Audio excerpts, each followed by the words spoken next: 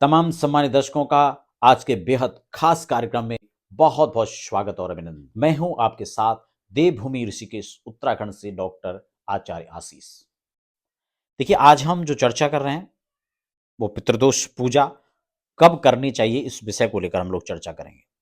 क्योंकि बहुत बार ये प्रश्न होता है कि अमावस में ही करनी है, ये श्राद्धों में ही करना है, पितृपक्ष जब आएंगे। देखिए, जब जिसको दिक्कत है, समस्या है, वो तब समाधान ढूंढेगा, तब उसके लिए जब रोग है तब उसकी दवाई खाएगा। उसके लिए आप पितृ पूजा के लिए पितरों का जो पक्ष है, पितृपक्ष है, निश्चित रूप से श्राद्ध पक्ष श्रेष्ठ माना गया, इसमें कोई दो राय नहीं है। लेकिन उसके लिए हम 1 साल की प्रतीक्षा करें, क्योंकि वो तो साल में एक बार आएगा, तो साल भर तक कौन उसके लिए प्रतीक्षा करेगा।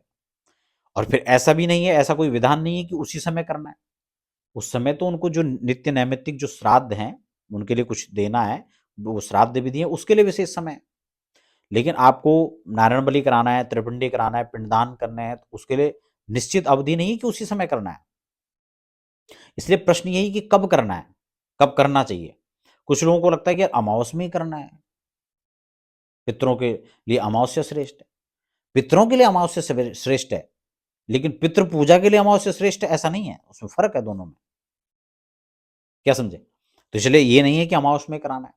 और फिर ये भी नहीं, मैं आपको बता दूं, ये ऐसा बिल्कुल भी नहीं है कि इस समय ही पूजा करनी है।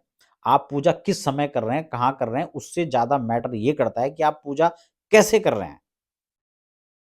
ये सबसे महत्वपूर्ण चीज है, शायद उस पर कोई जोर नहीं देता। तो इसलिए इस बात को दिमाग से बिल्कुल निकाल दें कि श्राद्ध में ही करना है। इस बात को भी दिमाग से निकाल दें कि अमावस्या को करना है। क्योंकि अमावस्या जैसे अवसर पर आप कहीं भी चले जाएं जहां पितरों की पूजा होती है, वहां भीड़ अति होगी। पूजा करवाने वाले कम होंगे, पूजा करने वाले कम होंगे, करवाने वाले ज्यादा होंगे। सामान की आपको उसी प्रकार से व्यवस्था मिलेगी। अव्यवस्था वहां उस दिन आपको ज्यादा देखने को मिलेगी। लेकिन आपके दिमाग में यही रहेगा कि वहीं पर करना है, उसी दिन करना है।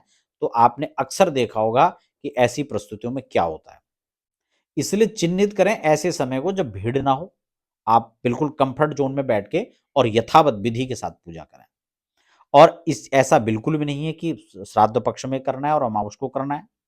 भगवान विष्णु को समर्पित तिथि एकादशी है, द्वादशी है, त्रयोदशी है, ये तिथियां बहुत श्रेष्ठ मानी जाती हैं, तो आप इसमें करिए। और मैं खासकर जो सलाह देता हूं वो आपको ये सलाह देता हूं कि आप कृष्ण पक्ष में करें, क्योंकि कृष्ण पक्ष पितरों के लिए ज्यादा श्रेष्ठ मानी गई है। ठीक है, यहाँ हमेशा 12 महीने यहाँ पर पूजा होती है। शुक्ल पक्ष में भी होती है, कृष्ण पक्ष में होती है। यहाँ तो पूर्णिमा को हो रहा है, अमावस्या को दोनों दिन हो रहा है। लेकिन कुछ चीजें ऐसी कि नहीं, जिनसे थोड़ा बचना चाहिए। और मैंने कहा कृष्ण पक्ष इसके लिए ज्यादा श्रेष्ठ है। लेकिन कृष्ण पक्ष में आप किसी भी 15 दिन में तिथियों में आप कर सकते हैं, कोई इसमें दिक्कत नहीं है। आपको 100% वही फल मिलेगा जो आप श्राद्ध में और अमावस्या में सोच रहे हैं। लेकिन पूजा अगर सही नहीं हुआ तो आप चाहे श्राद्ध में करो, चाहे अमावस में करो, कोई फायदा नहीं। तो इसलिए अगर आपके मन में प्रश्न था कि कब करना है, किस समय करना है, तो आपको साथ जानकारी प्राप्त हुई होगी।